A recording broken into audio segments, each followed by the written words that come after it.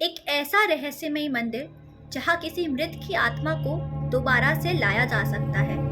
जो कि आज भी हमारे भारत में मौजूद है।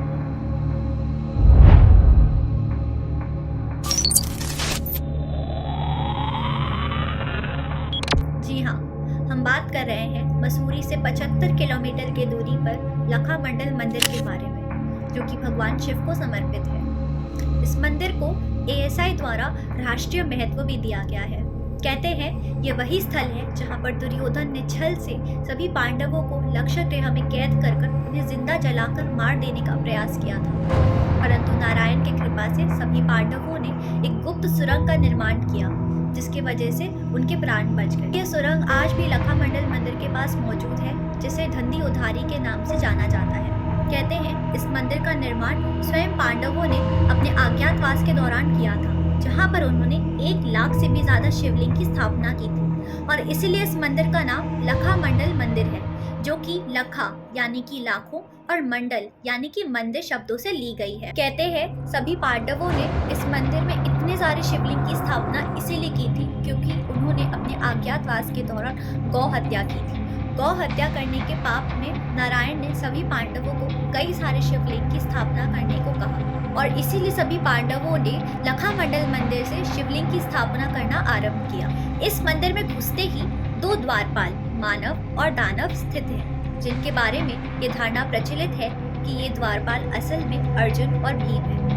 परंतु कुछ लोगों का कहना ये भी है कि ये द्वारपाल अर्जुन और भीम नहीं बल्कि भगवान विष्णु के धाम के जया और विजया हैं। कई सारे लोगों का पहले के समय पर यह दावा है कि अगर इन 2 द्वारपालों के बीच किसी एक ऐसी मृत शरीर को रख दिया जाए जिसकी अकस्मात मौत हो गई थी, तब उस मृत शरीर पर वहाँ के पंडित गंगा जल छिड़कते थे।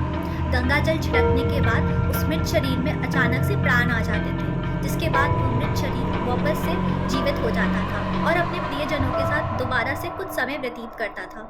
समय व्यतीत करने के बाद जब वह अंत में भगवान शिव का नाम लेता था, तब उसे वहाँ के पंडित दोबारा से गंगा जल देते थे। इसकी वजह से वह जीवित मनुष्य दोबारा से मृत अवस्था में चला जाता था। कहते हैं इस प्रकार किसी भी मनुष्य का मर के वापस से इस जीवन में आना और अपने प्रियजनों के साथ कुछ समय व्यतीत करके फिर से मृत अवस्था में चला जाना इन 2 द्वारपालों यानी कि मानव और दानव का खेल था। परंतु अब इस मंदिर में किसी भी मृत की आत्मा को दोबारा से नहीं लाया जा सकता, यानी कि एक मनुष्य पुनः वापस नहीं जीवित हो सकता, क्योंकि इन 2 द्वारपालों की जो समस्त शक्तियां हैं उन्हें अब हर ली गई हैं, क्योंकि प्राचीन काल में इस मौके का फायदा उठाकर कई सारे लोगों ने इस चमत्कार का दुरुपयोग करना चाहा। कहते हैं पांडवों द्वारा स्थित 1 लाख से भी ज्यादा शिवलिंग आज भी लखामंडल मंदिर में उपस्थित है, जिनके दर्शन किए जा सकते हैं। इस मंदिर में एक ऐसा शिवलिंग मौजूद है जो कि भगवान शिव से जुड़े ओम की ध्वनि सुनाता है। इस शिवलिंग के बारे में ये धारणा प्रचलित है कि जब एक बार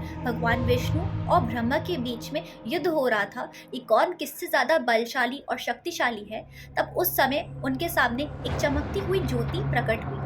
उस ज्योति का जब उद्गम स्थल ढूंढने में दोनों ही असमर्थ रहे, तब दोनों ने अपनी हार स्वीकार की। ये वही क्षण था जब भगवान शिव ने उन्हें इस संसार के सबसे पहले शिवलिंग के रूप में अपने जीवन में विनम्र रहने की सीख दी थी। इस शिवलिंग को हम महामंडलेश्वर शिवलिंग के नाम से जानते हैं, जो कि भगवान शिव से जुड़े ओम की ध्वनि सुनाता है, जिसे स्वयं भगवान विष्णु और ब्रह्मदेव ने भी सुना था। इसके अतिरिक्त आपको इस मंदिर के अंदर साक्षात देवी पार्वती के कमल के चरणों के दर्शन करने मिलेंगे, और तो और यहाँ पर एक ऐसा शिवलिंग भी मौजूद है जिस पर जल चढ़ाने से वह आईना जैसा प्रतीत होता है, यानी कि आप उस समय उस शिवलिंग पर अपना प्रतिबिंब देख पाएंगे, जो कि अन्य शिवलिंग से हटकर है। मान्यता है कि अगर इस मंदिर में कोई भी जोड़ा संतान पाने की आशा में रात गुजारता है और भगवान शिव और माता पार्वती का जाप करता है, तब माता पार्वती और भगवान शिव उस जोड़े पर अपनी कृपा बरसाते हैं और कुछ ही दिनों के अंदर उस जोड़े को माता पिता बनने की खुशखबरी मिलती है। कहते हैं